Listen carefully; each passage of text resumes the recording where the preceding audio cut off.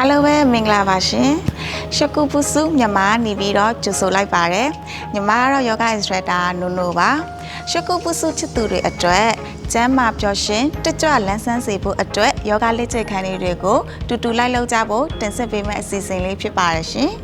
ဒီနေ့ကတော့ကိုခန္ဓာချစ်လက်လက်ပါစေပြီးတော့အစီပိုတွေကျစေမဲ့ယောဂလက်ကျိတ်ခန်းလေးတွေကိုမျှဝေပေးသွားပါမယ်လွယ်ကူရိုးရှင်းပြီးလူတိုင်းလိုက်လုပ်နိုင်တဲ့လက်ကျိတ်ခန်းကိုပဲရွေးပြီးလုပ်ပြပေးမှာဖြစ်တဲ့အတွက်အခုမှယောဂစားလို့ရတဲ့သူတွေလည်းအဆင်ပြေစေရနော်ဒီတော့အိမ်မှာနေရင်ဒီဗီဒီယိုလေးကြည့်ရင်လည်းယောဂတူတူလိုက်လုပ်ကြည့်ရအောင်နော်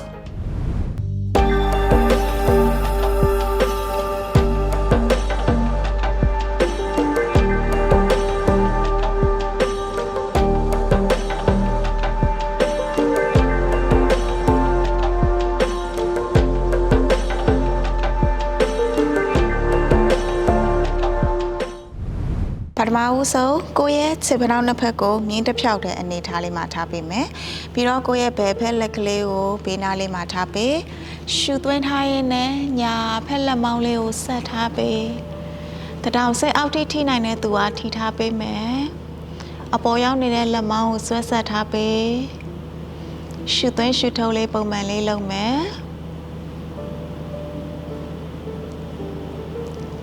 ရှူသွင်းထားရင်းနဲ့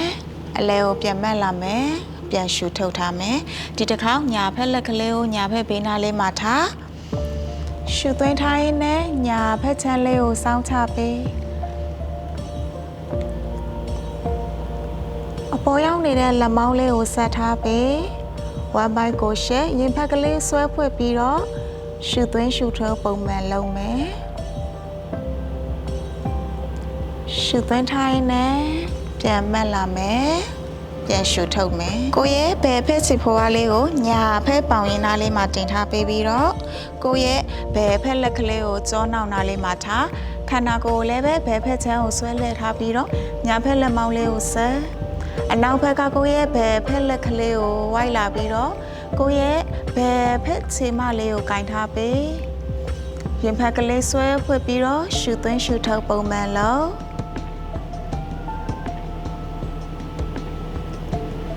ရှူသွင်းထားရင်လည်းခန္ဓာကိုယ်ဖြည့်လျှော့အလဲကိုပြန်မက်လာမယ်ဘက်ပြန်ပြောင်းမယ်ဘယ်ဖက်ချစ်ဖွားလေးအောက်မှာထားညာဖက်ချစ်ဖွားလေးကဘယ်ဖက်ပေါင်ရင်အပေါ်နားလေးကိုရောက်သွားပြီညာဖက်လက်ကလေးအနောက်မှာထားမယ်ရှူသွင်းထားရင်လည်းခန္ဓာကိုယ်ရဲ့ညာဖက်ချမ်းလေးကိုစောင်းလာမယ်အနောက်ဘက်ကကိုယ့်ရဲ့ညာဖက်လက်ကလေးဝိုက်လာပြီးတော့ညာဖက်ချီမလေးကိုကင်နိုင်ကင်ထားပေးပြီးတော့ရင်ဖက်ကလေးဆွဲဖွေးရှူသွင်းရှူထုတ်ပုံမှန်လုပ်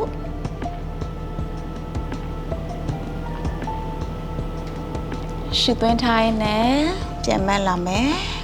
ပြန်ရှူထုတ်မယ်ကိုယ့်ရဲ့ဘယ်ဘက်ဒူးကောင်းလေးအောက်ဘက်မှာထားတယ်ညာဘက်ဒူးကောင်းလေးအပေါ်ဘက်မှာထားပေးကိုယ့်ရဲ့ဒူးကောင်းတစ်ခုကမြင်းတစ်ဖြောက်တဲ့အနေထားမှာရှိရမယ်ကိုယ့်ရဲ့ခြေဖွားလေးတွေခြေချောင်းလေးကိုလည်းပဲဘေးတိုင်းအနေထားလေးမှာထားပေးရမယ်အခုဘယ်ဘက်လက်ကလေးအောက်မှာထားတယ်ညာဘက်လက်ကလေးအပေါ်နားနေရှက်ထားပေးပြီးတော့ကြောပြင်လက်ပြင်အားနေရာလေးတွေကိုဆွဲဆက်ထားပေးတယ်ရှူသွင်းရှူထုတ်လေးပုံမှန်လေးလုပ်ထားပေးတယ်ရှူသွင်းမယ်ရှူထုတ်ထားပေးပြီးတော့မှဝမ်းပိုက်ကလေးဆွဲရှက်ထားပေးပြီးတော့မှခန္ဓာကိုယ်အရှိဘက်ကိုကုန်းလာပေးတယ်လက်ချောင်းလေးတွေအောက်ထိထိနိုင်တဲ့သူကအောက်ထိထိထားပေးလိုက်ပြီးတော့စိတ်ကိုရှော့ရှူသွင်းရှူထုတ်လေးပုံမှန်လေးလုပ်တယ်ကုတ်ကြီးတွေမညစ်ထားဘူးပခုံးအားလေးတွေကိုလည်းရှော့တင်းခံထားမိတဲ့ပေါင်တင်မခြေသလုံးချွတ်သားလေးတွေကိုကုန်ရှော့ရှူသွင်းထားရင်းနဲ့ပြန်မက်လာမယ်လေကိုရှူထုတ်ပြီးတော့လက်ချောင်းရှက်ထားတွေကိုပြန်ဖြည့်မယ်ဗတ်ပြောင်းမယ်ညာဖက်ဒူးကောင်းလေးကိုအောက်မှာထားမယ်ဘယ်ဘက်ဒူးကောင်းလေးအပေါ်ဘက်မှာထားပေးပြီးတော့ကိုယ့်ရဲ့ဒူးကောင်းတစ်ခုမြင်းတစ်ဖြောက်ထဲခြေထောက်လေးကိုဆွဲဆက်ထားတယ်အခုညာဖက်လက်ကလေးအောက်နားနေထားမယ်ဘယ်ဖက်လက်ကလေးအပေါ်ဘက်ကနေထားပြီးတော့လက်ချောင်းလေးတွေဆွဲရှက်တယ်ရှူသွင်းရှူထုတ်လေးပုံမှန်လေးလုံးရှူသွင်းထားပေးပြီးတော့မှကိုယ့်ရဲ့ရင်ဖက် ဒူကောင်းလေးကိုထိထားတယ်ခန္ဓာကိုယ်ကုန်းလာပေးပြီးတော့လက်ချောင်းလေးတွေအောက်ထိနိုင်ထိထားပေးကောင်းလေးတွေငုံပခုံးလေးတွေလျှော့ကိုယ့်ရဲ့ခုတ်ကြောရိုးတင်ပါပေါင်ရင်းနေရာနဲ့ခြေသလုံးကျတာအားတွေအကုန်လုံးလျှော့ရှူသွင်းရှူထုတ်ပုံမှန်လေးလို့ရှူသွင်းထားရင်လည်းပြန်မက်လာမယ်ရှူထုတ်ထားပြီးတော့ကိုယ့်ရဲ့လက်ချောင်းလေးတွေကိုဖြေလိုက်ပြီးခုဘယ်ဖက်ခြေထောက်လေးကိုဆက်ထားပေးတယ်ညာဖက်ခြေဖွားဘယ်ဖက်ပေါင်အတွင်းသားလေးကိုကတ်ထားပေးတယ်ဆက်ထားတဲ့ကိုယ့်ရဲ့ဘယ်ဖက်ခြေဖွားလေးကိုထောင်ထားပေးတယ်ရှူသွင်းထားတဲ့လက်ချောင်းလေးအစိကိုဆွဲဆက်ထားပေးပြီးတော့မှခန္ဓာကိုယ်ခါအောက်ပိုင်းနေရာဝမ်းပိုင်းနေရာနေစပြီးတော့အောက်ဖက်ကိုငုံလာပေးတယ်ကိုကဒီနေရာအထိပဲနိုင်တယ်ဆိုလို့ရှိရင်ဒီနားလေးမှာပခုတ်အားလေးကိုလျှော့လိုက်ဒီနေရာအတိုင်းလေးပဲကိုနိုင်တဲ့လောက်နေရာလေးကိုပဲရှူသွင်းရှူထုတ်လေးနဲ့တက်တာဖြစ်ဆုံးနေထားလေးမှာနေထားပေးမယ်ကိုကနည်းနည်းလေးထပ်နိုင်တယ်ဆိုလို့ရှိရင်ကိုရဲ့ရင်ဖက်နေရာလေးကိုဒူခေါင်းနေရာလေးနဲ့ထိတယ်စိတ်ကိုလျှော့ပြီးရှူသွင်းရှူထုတ်ပုံမှန်လုံးဒီတက်ပုံပြီးနည်းနည်းလေးထပ်နိုင်ရင်ကိုရဲ့ခေါင်းလေးပါငုပ်ထားပေး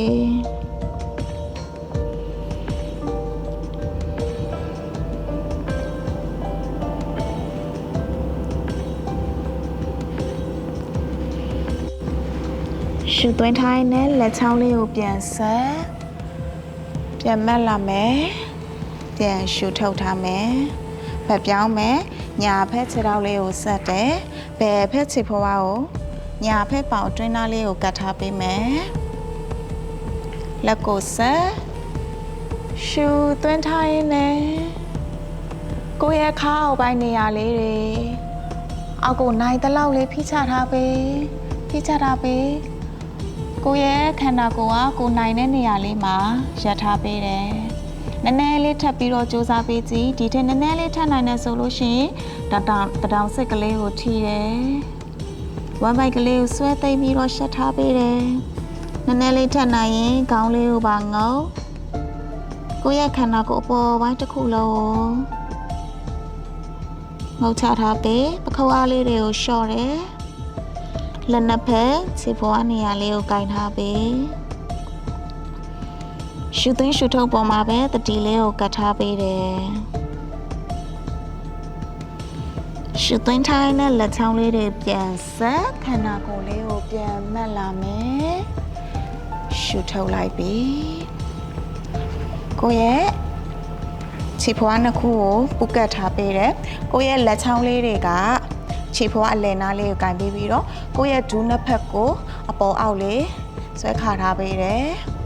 ပခုတ်အားလေးတွေလျှော့ကိုရဲ့လက်ပင်အားလေးကိုလည်းလျှော့ထားပေးတယ်ရှူသွင်းရှူထုတ်လေးကိုပုံမှန်လေးလှုပ်ထားပေးအခုချိုင်းပို့စ်လေးကိုသွားဖို့အတွက်ကိုရဲ့ခြေဖွားလေးနှစ်ဖက်ကိုပူထားပေးကိုရဲ့တင်မှာခြေဖနှောင်းနှစ်ခုပေါ်မှာထိုင်ထားပေးပြီးတော့မှလေကိုရှူသွင်းဖြည်းဖြည်းချင်းစီလေကိုရှူထုတ်ထားပေးပြီးတော့ကိုယ့်ရဲ့ခန္ဓာကိုယ်အပေါ်ပြင်ဖက်နေရနေပြီးတော့ကိုယ့်ရဲ့ဒူးခေါင်းလေးနေရာကိုထိနိုင်တဲ့ထိသွားပေးပြီးွားရင်ခေါင်းလေးကိုငုံကိုယ့်ရဲ့နဖူးလေးနှာပြားထိတ်လေးနဲ့ယောဂမတ်ကလေးကိုထိဒီနေရာမှာကိုယ့်ရဲ့တင်ပါကခြေဖနှောက်နေရာနေမကြွသွားရဘူးတင်ပါလေးတွေဆွဲဖိထားတယ်အဲ့တိုင်းလေးနေရင်လည်းထိထားတဲ့ကိုယ့်ရဲ့လက်ဖွားလေးတွေကိုဆွဲမလာပြီးတော့လက်ချောင်းထိတ်လေးနဲ့ပဲထိထားပေးပြီးတော့ကိုယ့်ရဲ့လက်မောင်းအားကြောပင်နေရာအားလေးတွေအကုန်လုံးကိုဆွဲဆက်ထားပေးလိုက်တယ်ရှူသွင်းရှူထုတ်လေးပုံမှန်လုပ်ဖို့မမီးနဲ့လက်ဖွားလေးတွေကိုပြန်ဖိချလိုက်ပြီး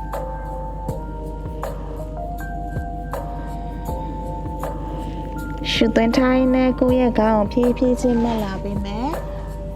လက်ဖွားလေးတွေနေရာယူကိုယ့်ရဲ့လှဲထားတဲ့ခြေဖွားလေးကိုထောင်းဒူးခေါင်းလေးကိုပါမလာပေးပြီးတော့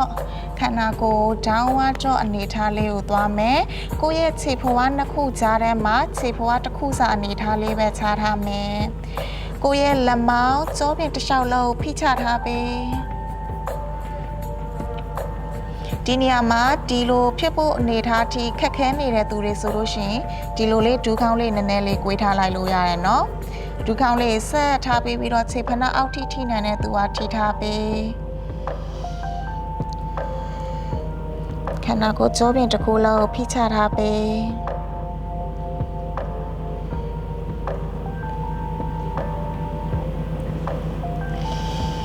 ရှုသွင်းထားရင်လည်းခေါင်းလေးဖြည်းဖြည်းချင်းရှိဖက်ကိုကြည့်ပြီးတော့ကိုယ့်ရဲ့ခြေဖွားတလဲချင်းစီလက်ချောင်းရှိရာဖက်ကိုလာပြီးတော့လက်တက်ရတဲ့အနေထားလေးတိုင်းနေထားပေးမယ်ရှုသွင်းရှုထုတ်လေးလည်းပုံမှန်လေးလုပ်တယ်ခုရှုသွင်းထားရင်လည်းကိုယ့်ရဲ့လက်နှစ်ဖက်ကိုပူထားပေးမျက်လုံးအကြည့်လက်မထိပ်ကိုကြည့်တယ်ရှုထုတ်ထားပေးပြီးတော့မှခန္ဓာကိုယ်အပေါ်ဖက်ကို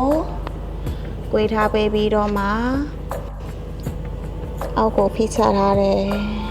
လက်နှစ်ဖက်ခြေထောက်ပေးလေးနားမှာထားခေါင်းလေးနက်နက်မော့ရှုသွင်းမယ်ဒူးခေါင်းလေးနက်နက်ပြီးတော့ခြေထောက်နှစ်ဖက်စလုံးအနောက်ဖက်ကိုပို့တယ်ကိုယ့်ရဲ့ဒူးခေါင်းခြေသလုံးပေါင်းနေရာလေးတွေဖိထားပေးပြီးတော့ရှုသွင်းရှုထုတ်ထားပေးပြီးတော့ဒူးခေါင်းလေးကိုကြွားကိုယ့်ရဲ့ဒီတစ်ခေါက်ချက်တော့ခြေဖွားအကျယ်ဟာကိုယ့်ရဲ့တင်မအကျယ်နေထားတိုင်းလေးထားပေးမယ်ခေါင်းလေးငုပ်ထားပေး